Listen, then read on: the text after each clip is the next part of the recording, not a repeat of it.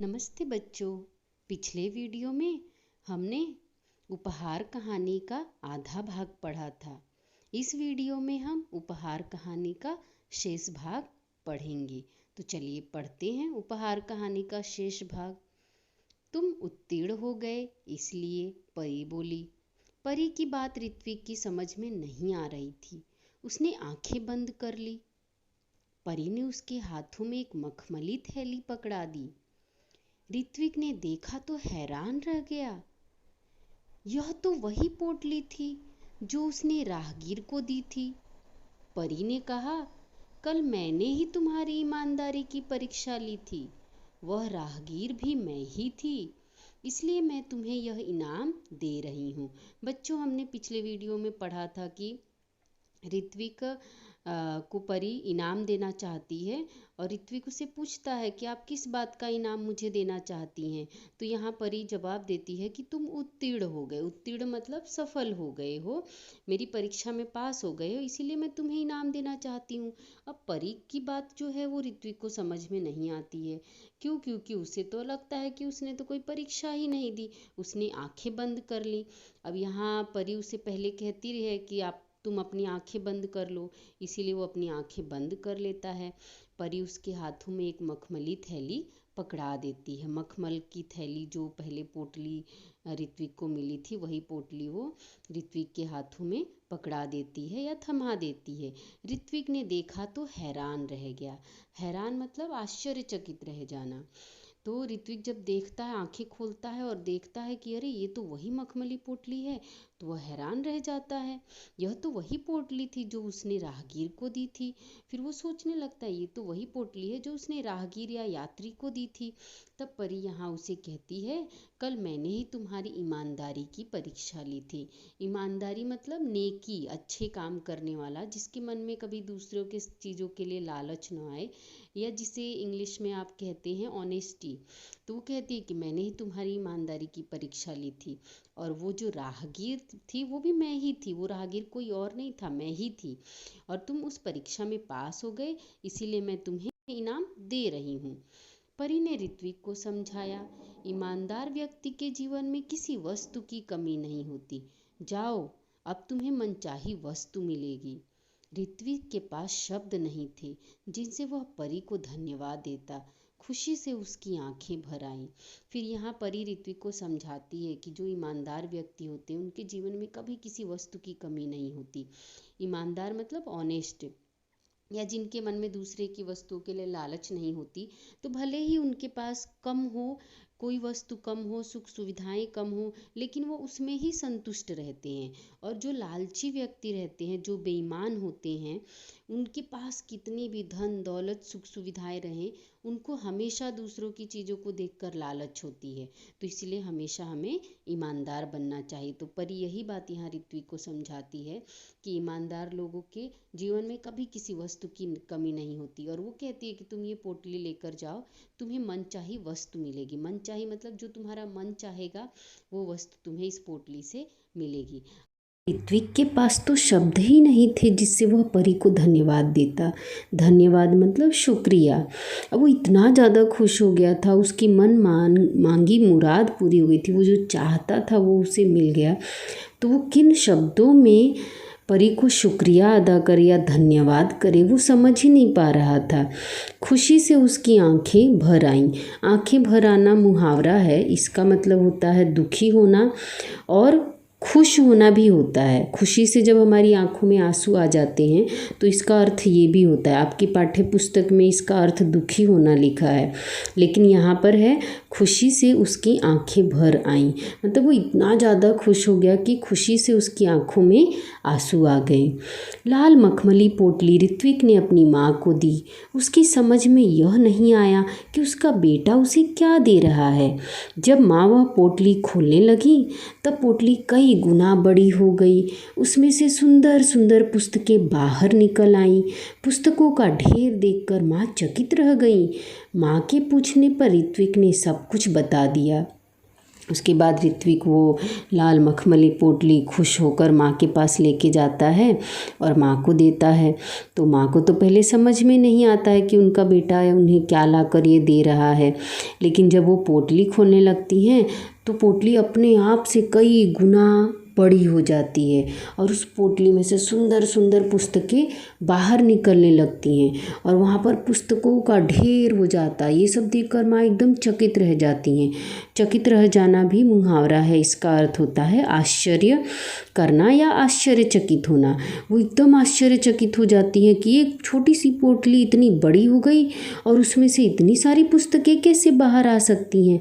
फिर माँ ने ऋत्विक को पूछा तो ऋत्विक ने सब कुछ बता दिया। उसने बताया कि परी ने कैसे उसकी परीक्षा ली, फिर कैसे वो ईमानदारी की परीक्षा में पास हो गया, फिर परी ने उसे उपहार के रूप में ये जादुई पोटली दी जिससे उसकी पुस्तकों की जो इच्छा है वो पूरी हो जाएगी।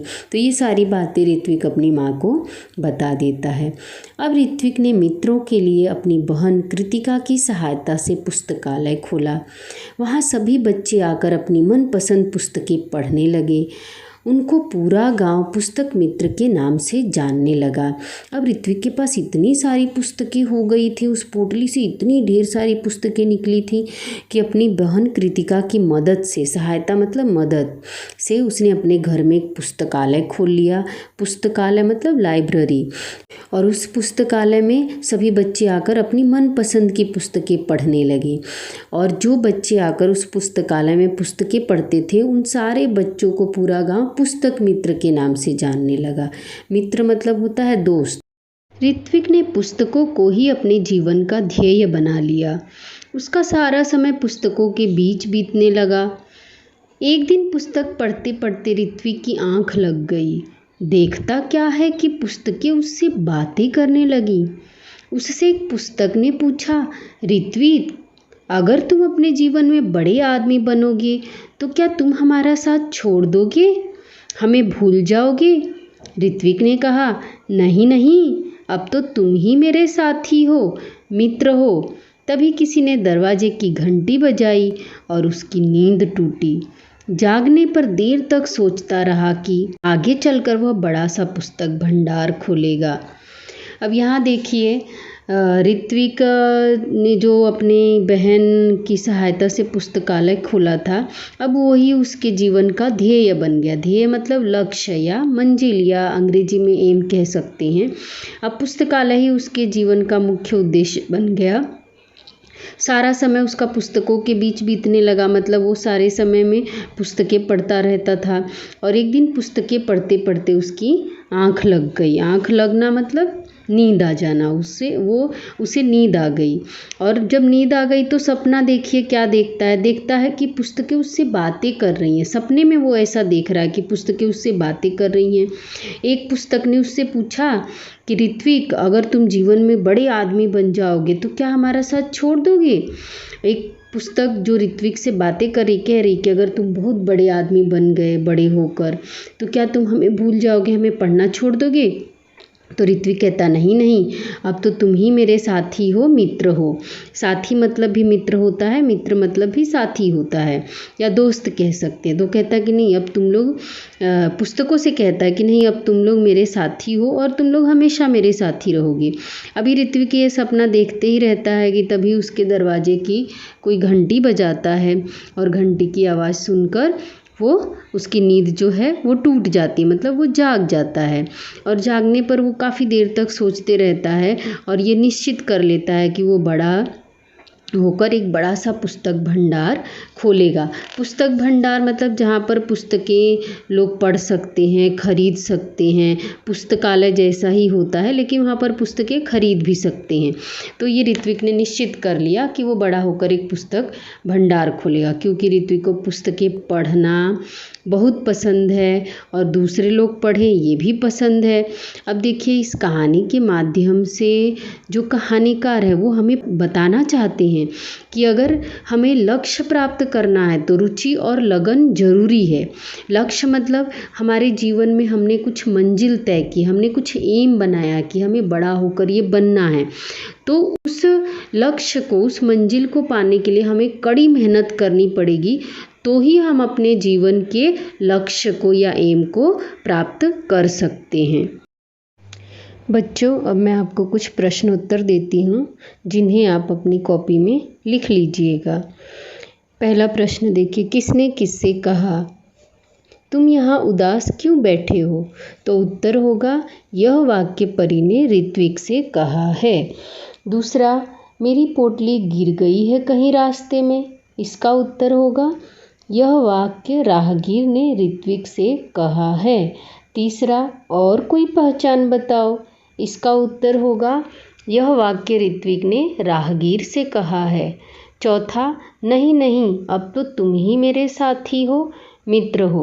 इसका उत्तर होगा, यह वाक्य ऋत्विक ने पुस्तकों से कहा है।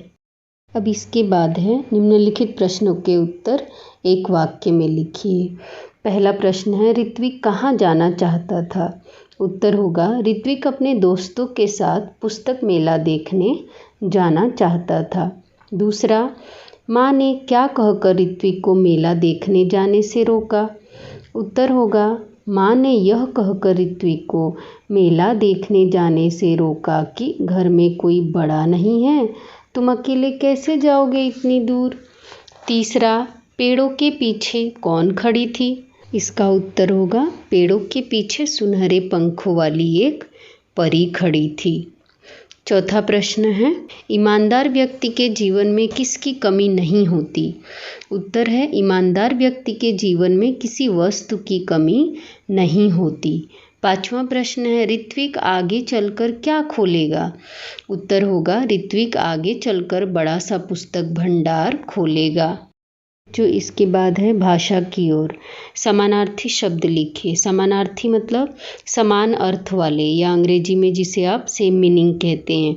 तो इसमें सखा का होगा मित्र, दोस्त, वृक्ष, पेड़, तरु, जननी, माँ, माता, नयन, आँख, नेत्र, भगिनी, बहन।